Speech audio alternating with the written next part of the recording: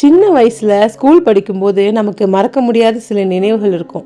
அந்த நினைவுகள் அப்படியே மீண்டும் கிடைச்சா எப்படி இருக்கும்?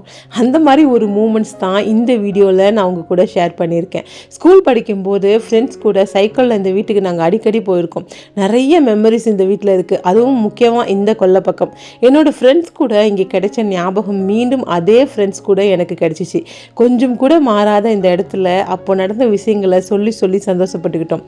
பழைய விஷயங்கள் பழமை மாறாமல் கிடைக்கும்போது அதை விட ஒரு சந்தோஷம் நமக்கு எங்கே கிடைக்கும்?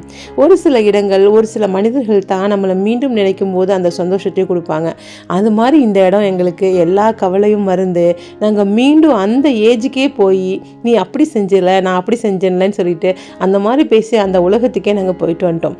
இங்கே நடந்த விஷயங்களை நாங்கள் எங்களுக்குள்ளே சொல்லி ஷேர் பண்ணிக்கும் போது மீண்டும் அந்த லைஃப் கிடைக்காதா அப்படின்னு எங்களுக்கு அவ்வளோ ஏங்க வச்சிச்சு. அதாங்க லைஃபு. இன்றைக்கி நடக்கிற எல்லா விஷயங்களும் நாளைக்கு மெமரிஸாக மாறி மனசுக்குள்ளே போய் உட்காந்துடுது. எனிவே அல்ஹம்துலில்லாஹ். இந்த மாதிரி நீங்கள் எந்த மாதிரி இடத்துக்கெலாம் ட்ராவல் செஞ்சு உங்களுக்கும் மறக்க முடியாத மெமரிஸ் இருந்தால் என் கூட ஷேர் பண்ணிக்கோங்க. மறக்காமல் சப்ஸ்கிரைப் பண்ணிக்கோங்க. அஸ்ஸலாமு அலைக்கும்.